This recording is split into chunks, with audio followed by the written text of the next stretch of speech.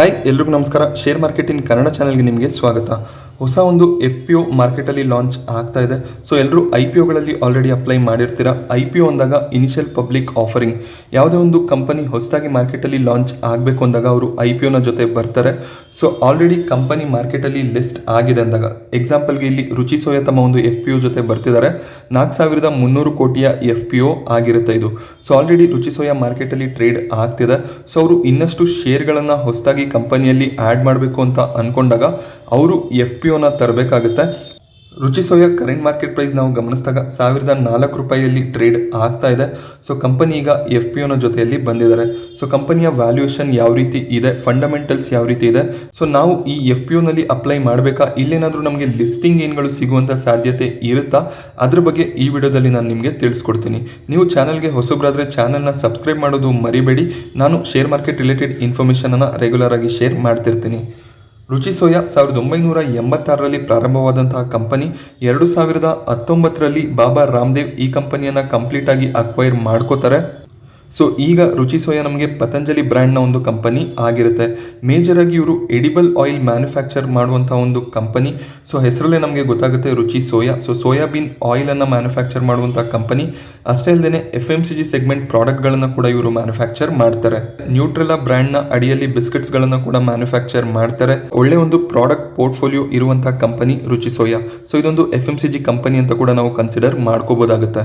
ರುಚಿ ಸೋಯಾ ಬಳಿಯಲ್ಲಿ ಟೋಟಲ್ ಆಗಿ 22 ಮ್ಯಾನುಫ್ಯಾಕ್ಚರಿಂಗ್ ಯೂನಿಟ್ಗಳಿದ್ದಾವೆ. ಸೊ ಒಂದು ದಿನಕ್ಕೆ 11,000 ಟನ್ ಆಯಿಲನ್ನು ರಿಫೈನ್ ಮಾಡುವಂಥ ಕೆಪಾಸಿಟಿ ಕೂಡ ಇದೆ. 16 ಪ್ಲಾಂಟ್ಗಳಲ್ಲಿ ಇವರು ಆಪರೇಷನ್ಸ್ ಅನ್ನು ನಡೆಸ್ತಾರೆ. ಸೊ 100 ಸೇಲ್ಸ್ ಡೆಪೋಟ್ಗಳು ಕಂಪನಿಯ ಬಳಿಯಲ್ಲಿ ಇದೆ. ಹಾಗೆ ಇವರ ಬಳಿಯಲ್ಲಿ 4,763 ಡಿಸ್ಟ್ರಿಬ್ಯೂಟರ್ಗಳು ಇದ್ದಾರೆ. 4,57,000 ರಿಟೇಲ್ ಔಟ್ಲೆಟ್ಗಳಲ್ಲಿ ಇವರ ಪ್ರಾಡಕ್ಟ್ಗಳು ಸೇಲ್ ಆಗುತ್ತೆ. ಸೊ ಈ ರಿಟೇಲ್ ಔಟ್ಲೆಟ್ಗಳು ಏನಿದೆ, ಸೊ ಕೇವಲ ಪತಂಜಲಿದು ಅಷ್ಟೇ ಅಲ್ಲದೆ ಸೊ ಇವರು ಯಾವ್ಯಾವ ಸ್ಟೋರ್ಗಳಲ್ಲಿ ಸೆಲ್ ಮಾಡ್ತಾರೆ, ಸೊ ಅದರ ಕೌಂಟ್ ಕೂಡ ಆಗಿರುತ್ತೆ.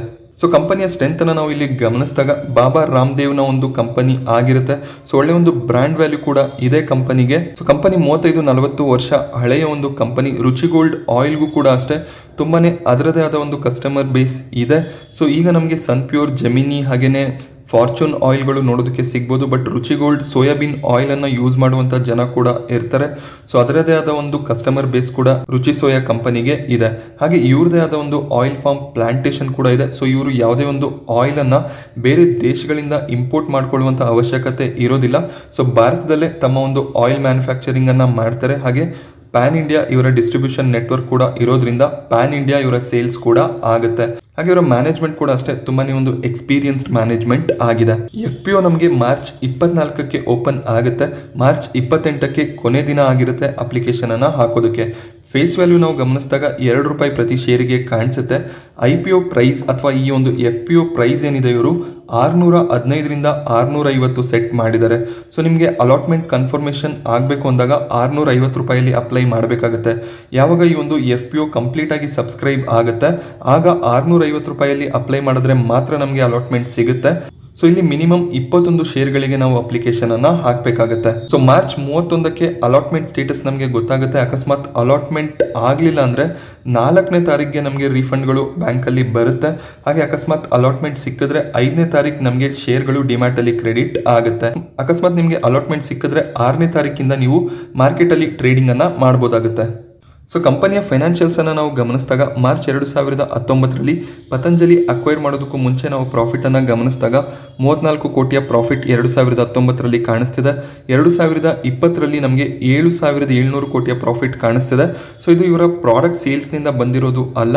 ಸೊ ಓವರ್ ಆಲ್ ಇಲ್ಲಿ ಕಂಪನಿ ಆಕ್ವಿಸಿಷನ್ ಮತ್ತೆ ಬೇರೆ ಬೇರೆ ರೀತಿಯ ಒಂದು ಪ್ರಾಫಿಟ್ಸ್ ಇಲ್ಲಿ ಆ್ಯಡ್ ಆಗಿ ಈ ಒಂದು ಪ್ರಾಫಿಟ್ ಅನ್ನ ಕಂಪನಿ ತೋರಿಸಿದ್ದಾರೆ. 2021ರ ಫೈನಾನ್ಷಿಯಲ್ ಇಯರ್ ಅಲ್ಲಿ ನಾವು ಗಮನಿಸಿದಾಗ 680 ಕೋಟಿಯ ಪ್ರಾಫಿಟ್ ನೋಡೋದಕ್ಕೆ ಸಿಗ್ತಿದೆ. ಹಾಗೆ 2022ರ 2 ಕ್ವಾರ್ಟರ್ನಲ್ಲಿ ನಾವು ಗಮನಿಸಿದಾಗ 330 ಕೋಟಿಯ ಪ್ರಾಫಿಟ್ ಅನ್ನ ಕಂಪನಿ ಡಿಕ್ಲೇರ್ ಮಾಡಿದ್ದಾರೆ. ಆಲ್ರೆಡಿ ಡಿಸೆಂಬರ್ ಕ್ವಾರ್ಟರ್ನ ರಿಸಲ್ಟ್ ಕೂಡ ಡಿಕ್ಲೇರ್ ಆಗಿರುತ್ತೆ. ಸೊ ಅದರ ಡೇಟಾ ಇನ್ನೂ ಅವೈಲೇಬಲ್ ಇಲ್ಲ. ಹಾಗೆ ನೀವು ಈ IPOದಲ್ಲಿ ಅಪ್ಲೈ ಮಾಡಬೇಕು ಅಂತ ಅನ್ಕೊಂಡಾಗ ₹13,650 ಬೇಕಾಗುತ್ತೆ ಒಂದು ಲಾಟ್ಗೆ ಅಪ್ಲೈ ಮಾಡಬೇಕು ಅಂದಾಗ. ಸೊ ಒಂದು ಲಾಟ್ಗೆ ಅಪ್ಲೈ ಮಾಡಿದಾಗ ನೀವು 21 ಶೇರ್ಗೆ ಅಪ್ಲೈ ಮಾಡ್ದಂಗೆ ಆಗುತ್ತೆ. ಸೊ ಇಲ್ಲಿ ರಿಟೇಲ್ ಇನ್ವೆಸ್ಟರ್ಸ್ ಟೋಟಲ್ 14 ಲಾಟ್ಗಳಿಗೆ ಅಪ್ಲಿಕೇಶನ್ ಅನ್ನ ಹಾಕ್ಬೋದಾಗುತ್ತೆ. ₹1,91,100 ಬೇಕಾಗುತ್ತೆ. ಪ್ರಮೋಟರ್ ಹೋಲ್ಡಿಂಗ್ ನೋಡಿದಾಗ ಈಗ ಕಂಪನಿಯ ಪ್ರಮೋಟರ್ಸ್ಗಳ ಬಳಿಯಲ್ಲಿ 98.90% ಶೇರ್ ಇದೆ. ಸೊ ಸೆಬಿಯ ರೂಲ್ ಕೂಡ ಇದೆ 70% ಶೇರ್ ಹೋಲ್ಡಿಂಗ್ ಮಾತ್ರ ಒಂದು ಕಂಪನಿಯ ಬಳಿಯಲ್ಲಿ ಇರಬೇಕು ಅಂತ. ಸೊ ಆ ಒಂದು ಗೈಡ್ ಲೈನ್ಸ್ ಅನ್ನ ಫಾಲೋ ಮಾಡೋದಕ್ಕೋಸ್ಕರ ಈ ಒಂದು FPO ನ ತರ್ತಿದ್ದಾರೆ. ಹಾಗೇನೆ ಇಲ್ಲಿ ಪ್ರಮೋಟರ್ಸ್ ಅಂತ ನಾವು ಗಮನಿಸಿದಾಗ ತುಂಬಾನೇ ಪ್ರಮೋಟರ್ಸ್ ಗಳು ಕಂಪನಿಯಲ್ಲಿ ಇದ್ದಾರೆ. ಸೊ ಅದು ಕೂಡ ಒಂದು ಪ್ರಾಬ್ಲಮ್ ಆಗ್ಬೋದು ಡಿಸಿಷನ್ ಮೇಕಿಂಗ್ ನಲ್ಲಿ. ಕೇವಲ ಬಾಬಾ ರಾಮದೇವ್ ಮತ್ತೆ ಅವರ ಒಬ್ಬ ಪಾರ್ಟ್ನರ್ ಅಂತ ಅಲ್ಲ, ಸೊ ತುಂಬಾನೇ ಒಂದು ದೊಡ್ಡ ಪ್ರಮೋಟರ್ ಲಿಸ್ಟ್ ನಮಗೆ ನೋಡೋದಕ್ಕೆ ಸಿಗುತ್ತೆ. ಕಂಪನಿ ಆಲ್ರೆಡಿ ಮಾರ್ಕೆಟ್ ಅಲ್ಲಿ ಟ್ರೇಡ್ ಆಗ್ತಿದೆ. ಇವರ ಮಾರ್ಕೆಟ್ ಕ್ಯಾಪ್ 30,000 ಕೋಟಿ ಹತ್ರ ಕಾಣಿಸ್ತಿದೆ. ಸೊ ಇದೊಂದು ಮಿಡ್ ಕ್ಯಾಪ್ ನ ಕಂಪನಿ ಆಗಿರುತ್ತೆ. ಆಲ್ ಟೈಮ್ ಹೈ ನಾವು ಗಮನಿಸಿದಾಗ 1377 ಕಾಣಿಸ್ತಿದೆ. 52 ವೀಕ್ ಲೋ ನಾವು ಗಮನಿಸಿದ್ರೆ 619 ರೂಪಾಯಿ ನಮಗೆ ನೋಡೋದಕ್ಕೆ ಸಿಗ್ತಿದೆ. ಕಂಪನಿಯ ರಿಟರ್ನ್ ಆನ್ ಈಕ್ವಿಟಿ 17% ಇದೆ. ಸೊ ಒಂದು ಆವರೇಜ್ ರಿಟರ್ನ್ ಆನ್ ಈಕ್ವಿಟಿ ಅಂತ ಕನ್ಸಿಡರ್ ಮಾಡ್ಕೋಬಹುದಾಗುತ್ತೆ. ಹಾಗೆ ಇವರ PE ಅನ್ನು ನಾವು ಗಮನಿಸಿದಾಗ 33ರ PE ಅಲ್ಲಿ ಈಗ ಸ್ಟಾಕ್ ಟ್ರೇಡ್ ಆಗ್ತಿದೆ. ಇಂಡಸ್ಟ್ರಿ PE ಅಂದ್ರೆ FMCG ಸೆಕ್ಟರ್ನ PE ನಾವು ಗಮನಿಸಿದಾಗ 27ರ PE ಇದೆ. ಒಂದು ಸ್ವಲ್ಪ ಎಕ್ಸ್ಪೆನ್ಸಿವ್ ಆಗಿ ಇಲ್ಲಿ ಶೇರ್ ಟ್ರೇಡ್ ಆಗ್ತಾ ಇದೆ. 3642 ಕೋಟಿಯ ಡೆಪ್ಟ್ ಕೂಡ ಇದೆ. ಡೆಪ್ಟ್ ಟು ಈಕ್ವಿಟಿ ನಾವು ಗಮನಿಸಿದಾಗ 0.83 ಕಾಣಿಸ್ತಿದೆ. ಸೊ ಮಾರ್ಕೆಟ್ ಕ್ಯಾಪ್ ಅನ್ನ ಗಮನಿಸಿದಾಗ ಒಂದು ಓಕೆ ಡೆಪ್ಟ್ ಅಂತಾನೆ ಹೇಳ್ಬೋದಾಗುತ್ತೆ. ಹಾಗೆ ಇಲ್ಲಿ ಪ್ರಮೋಟರ್ಗಳು ಯಾವುದೇ ಒಂದು ಶೇರ್ ಅನ್ನ ಪ್ಲೆಡ್ಜ್ ಮಾಡಿಲ್ಲ. ಇಲ್ಲಿ ಯಾರ್ಯಾರಿಗೆ ಎಷ್ಟೆಷ್ಟು ಶೇರ್ಗಳನ್ನು ಇವರು ಆಫರ್ ಮಾಡ್ತಿದ್ದಾರೆ ಅಂತ ಗಮನಿಸಿದಾಗ QIBಗೆ ಇಲ್ಲಿ 50%ನಷ್ಟು ಆಫರ್ ಇರುತ್ತೆ. ಹಾಗೆ ರಿಟೇಲ್ ಇನ್ವೆಸ್ಟರ್ಸ್ಗಳಿಗೆ 35%ನಷ್ಟು ಆಫರ್ ಇರುತ್ತೆ. ಸೊ ಒಳ್ಳೆ ಒಂದು ಅಲಾಟ್ಮೆಂಟ್ ಆಗುವಂಥ ಚಾನ್ಸಸ್ಗಳು ಕೂಡ ಇರುತ್ತೆ. NIAಗೆ ಇಲ್ಲಿ 15%ನಷ್ಟು ಆಫರ್ ಮಾಡ್ತಿದ್ದಾರೆ. ಹಾಗೆ ಇವರ ಕಾಂಪಿಟೇಟರ್ಸ್ ಅನ್ನು ನಾವು ಗಮನಿಸಿದಾಗ ರುಚಿ ಸೋಯಾ 33ರ PE ಅಲ್ಲಿ ಟ್ರೇಡ್ ಮಾಡ್ತಿದೆ. ಇವರ ಕಾಂಪಿಟೇಟರ್ಸ್ ನಾವು ಗಮನಿಸಿದಾಗ ಡಾಬರ್ 52ರ PE ಅಲ್ಲಿ ಟ್ರೇಡ್ ಆಗ್ತಿದೆ. ಬ್ರಿಟಾನಿಯಾ 40ರ PE. ನೆಸ್ಲೆ ಕೂಡ ಅಷ್ಟೇ ಒಂದು ಎಕ್ಸ್ಪೆನ್ಸಿವ್ ವ್ಯಾಲ್ಯೂಯೇಷನ್ ಅಲ್ಲಿ ಟ್ರೇಡ್ ಆಗ್ತಾ ಇದೆ. ITC ಒಂದೇ ಕಂಪನಿ. ಸೊ 21ರ PE ಅಲ್ಲಿ ಟ್ರೇಡ್ ಆಗ್ತಾ ಇರೋದು. ಸೊ ನಾವು ಡೈರೆಕ್ಟ್ ಆಗಿ ಈ ಕಂಪನಿಗಳ ಜೊತೆಯಲ್ಲಿ ರುಚಿ ಸೋಯಾನ ಕಂಪೇರ್ ಮಾಡೋದಕ್ಕೆ ಆಗೋದಿಲ್ಲ. ರುಚಿ ಸೋಯಾದ ಮೇಜರ್ ರೆವೆನ್ಯೂ ಏನಿದೆ ಎಡಿಬಲ್ ಆಯಿಲ್ ಇಂದ ಬರುತ್ತೆ. ಸೊ ಇದರಲ್ಲಿ ಮೇಜರ್ ಕಂಪನಿಗಳು ಎಡಿಬಲ್ ಆಯಿಲ್ ಅನ್ನ ಮ್ಯಾನುಫ್ಯಾಕ್ಚರ್ ಮಾಡೋದಿಲ್ಲ. ಸೊ ಜಸ್ಟ್ FMCG ಪ್ರಾಡಕ್ಟ್ ನ ಸೆಗ್ಮೆಂಟ್ ನಲ್ಲಿ ನಾವು ಕಂಪೇರ್ ಮಾಡಿದಾಗ ಇಷ್ಟು ಕಂಪನಿಗಳ ಜೊತೆಯಲ್ಲಿ ಕಂಪೇರ್ ಮಾಡಬಹುದಾಗುತ್ತೆ. ಹಾಗೆ ಅದಾನಿ ವಿಲ್ಮಾರ್ ಕೂಡ ಅಷ್ಟೇ ಎಡಿಬಲ್ ಆಯಿಲ್ ಸೆಗ್ಮೆಂಟ್ ಅಲ್ಲಿ ಕೆಲಸ ಮಾಡುವಂತ ಕಂಪನಿ. ಸೊ ಅವರು ಕೂಡ ಇವರಿಗೆ ಕಾಂಪಿಟೇಟರ್ಸ್ ಆಗ್ತಾರೆ. ಹಾಗೆ ಕಂಪನಿಯ ವೀಕ್ನೆಸ್ಗಳನ್ನು ಕೂಡ ನಾವು ಗಮನಿಸಬೇಕಾಗುತ್ತೆ. ಇವರ ರೆವೆನ್ಯೂ ಗ್ರೋತ್ ನಾವು ಗಮನಿಸಿದಾಗ 10.81%ನಷ್ಟು ಇದೆ ಕಳೆದ 3 ವರ್ಷಗಳಲ್ಲಿ ಗಮನಿಸಿದಾಗ. ಅಂದರೆ ಇವರ ಪ್ರಾಡಕ್ಟ್ ಸೇಲ್ಸ್ನಲ್ಲಿ ಸೊ ಬೇರೆ ಬೇರೆ ರೀತಿಯ ಒಳ್ಳೆ ಒಂದು ರೆವೆನ್ಯೂ ಪ್ರಾಫಿಟ್ ಅನ್ನು ಇವರು ಡಿಕ್ಲೇರ್ ಮಾಡಿದ್ದಾರೆ. ಪ್ರಾಡಕ್ಟ್ ಸೇಲ್ಸ್ನಿಂದ ಇವರು ರೆವೆನ್ಯೂನು ಗಳಿಸಿದ್ದಾರೆ, ಅದು ತುಂಬಾನೇ ಕಮ್ಮಿ ಇದೆ.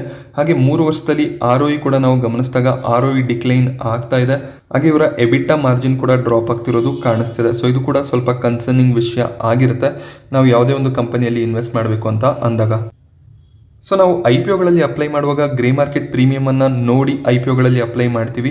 ಸೊ FPO ಆಗಿರೋದ್ರಿಂದ ಇಲ್ಲಿ ಯಾವುದೇ ರೀತಿಯ ಗ್ರೇ ಮಾರ್ಕೆಟ್ ಪ್ರೀಮಿಯಂ ಅನ್ನುವಂಥ ಕಾನ್ಸೆಪ್ಟ್ ಇರೋದಿಲ್ಲ. ಸೊ ರುಚಿ ಸೋಯಾ ಆಲ್ರೆಡಿ ಮಾರ್ಕೆಟಲ್ಲಿ ಟ್ರೇಡ್ ಆಗ್ತಿದೆ. 1000 ರೂಪಾಯಿ ಹತ್ರ ಈಗ ಟ್ರೇಡ್ ಆಗ್ತಿದೆ. ಇವರ FPO ಪ್ರೈಸ್ ನಾವು ಗಮನಿಸಿದಾಗ 650 ರೂಪಾಯಿ ಕಾಣಿಸ್ತಿದೆ. ಸೊ 35%ನಷ್ಟು ಡಿಸ್ಕೌಂಟ್ನಲ್ಲಿ ಇವರು FPOನ ತರ್ತಿದ್ದಾರೆ. ಸೊ ಈಗೇನು 1000 ರೂಪಾಯಿ ಹತ್ರ ರುಚಿ ಸೋಯಾ ಟ್ರೇಡ್ ಆಗ್ತಿದೆ, FPO ಡೇಟ್ ಹತ್ರ ಬರ್ತಿದಾಗ ಸೊ ಆಲ್ಮೋಸ್ಟ್ ಇಲ್ಲಿ 700-750 ರೂಪಾಯಿ ಹತ್ರ ಟ್ರೇಡ್ ಆಗುವಂಥ ಎಲ್ಲ ಸಾಧ್ಯತೆಗಳು ಇರುತ್ತೆ. ಏನಕ್ಕೆಂದರೆ ಇದು ಒಂದು ಲಾಜಿಕಲ್ ಕ್ವೆಶ್ಚನ್ ಆಗಿರುತ್ತೆ. ಸೊ FPOನಲ್ಲಿ ನೀವು 650 ರೂಪಾಯಿಲಿ ಶೇರ್ಗಳನ್ನು ಕೊಡ್ತಿದ್ದಾಗ ಯಾರು ಮಾರ್ಕೆಟಿಂದ 1000 ರೂಪಾಯಿ ಕೊಟ್ಟು ಶೇರ್ಗಳನ್ನು ಬೈ ಮಾಡ್ಕೋತಾರೆ.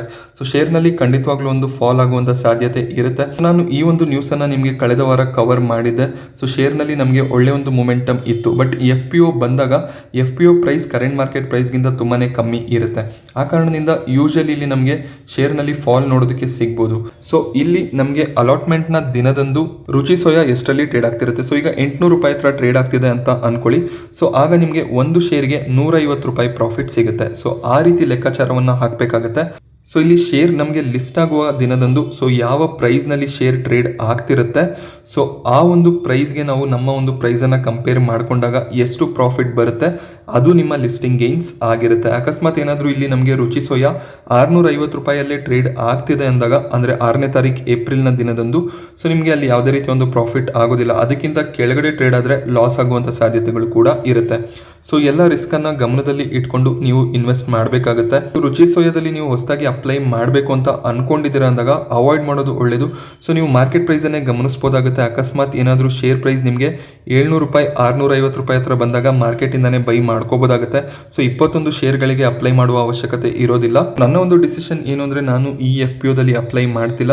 ಸೊ ನಿಮ್ಮ ಒಂದು ರಿಸ್ಕ್ ಎಪಟೈಟ್ ಯಾವ ರೀತಿ ಇರುತ್ತೆ ಅದರ ಮೇಲೆ ನೀವು ಡಿಸಿಷನನ್ನು ತಗೋಬೋದಾಗುತ್ತೆ.